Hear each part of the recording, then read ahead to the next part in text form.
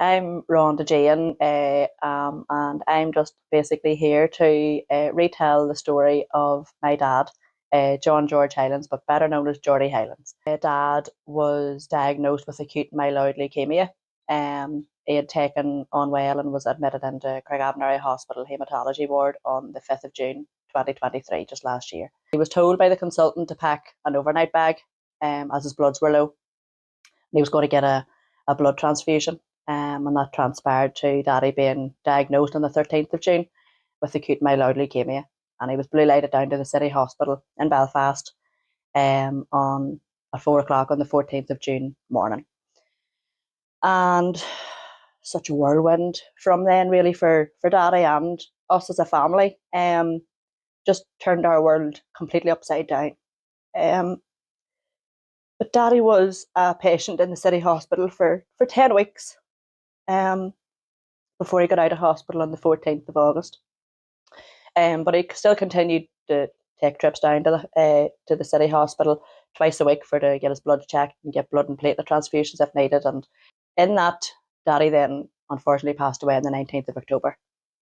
So during Daddy's journey of being diagnosed with acute myeloid leukemia, he had done a wee bit of homework after, just in the recent weeks, really.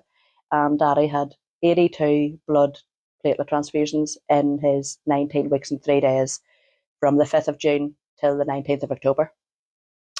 And 82 might not sound like a really big number, really, to people, but just to put it into perspective, Daddy's illness lasted 136 days and Daddy had 82 blood platelet transfusions in that time. I am a current blood donor myself. I'm very proud to say that. But whenever I first started giving blood a number of years ago, it didn't really register with me, exactly what I was doing. To me, it made me feel good that I was doing something good for somebody out there. But until it landed on our doorstep, that's whenever it really registered that what I'm actually doing is saving somebody's life, giving somebody, another chance at life. And just by giving up 30 minutes of my time 3 times a year, that's an hour and a half a year that I'm able to give blood to someone and give families like us time with their loved ones. No matter how much time we would have had with Dad, wouldn't have been enough. But we are so grateful and thankful to the people out there that have given blood in any time over the last whatever length of years that they have done. And Daddy was so grateful for it as well. Daddy was a very realistic person in his approach to life. And with his diagnosis as well, he never ever wanted to know his prognosis, which I think he was probably shielding us from more than himself.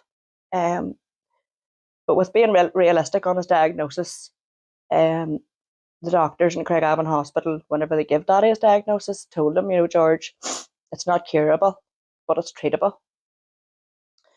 And Daddy went ahead and began treatment down in the City Hospital, knowing that it wasn't going to be a good outcome in the long run, but it gave us time with him, and the blood and platelet transfusions that Daddy had received, gave us that time with him. There's loads of families out there that don't get time with their loved ones whenever they're taken suddenly, and that's the only comfort that I can really get from losing Dad, is the fact that we were given time with him.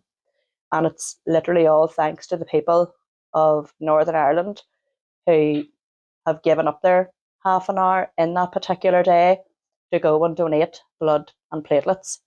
There's thousands and thousands of people out there on a daily basis going through what we went through as a family and what Daddy went through personally. And to think that you can go and give up 30 minutes of your time to save a life, there's no better thing that you could actually do. But as I say, it doesn't register with you until it hits your doorstep. Like the slogan for the blood transfusion service is give blood, save lives. And up until Daddy's diagnosis, I just read them as words. But that's it. It's give blood and save lives. With 30 minutes of your time, you can save 3 people's lives.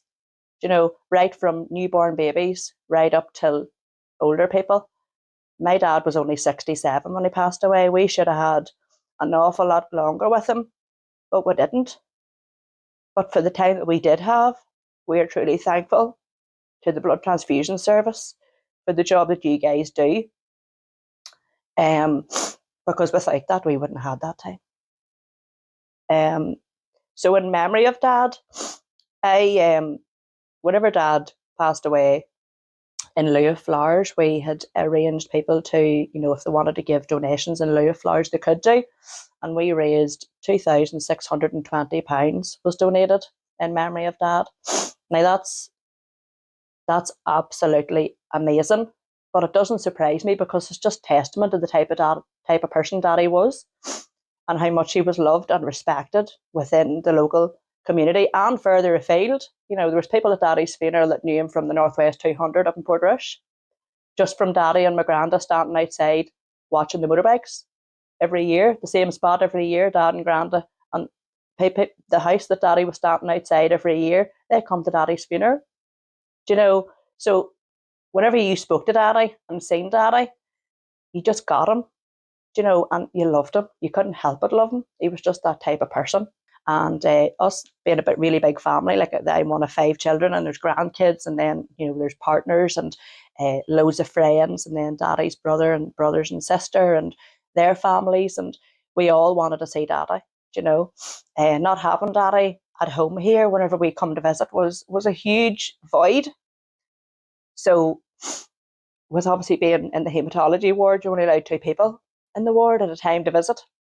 Well, that wasn't good enough for us. So if the weather was like it was there today, a lovely blue sky, there was people would have came down to the Belfast City Hospital and congregated at the picnic table. And Daddy loved being wheeled out.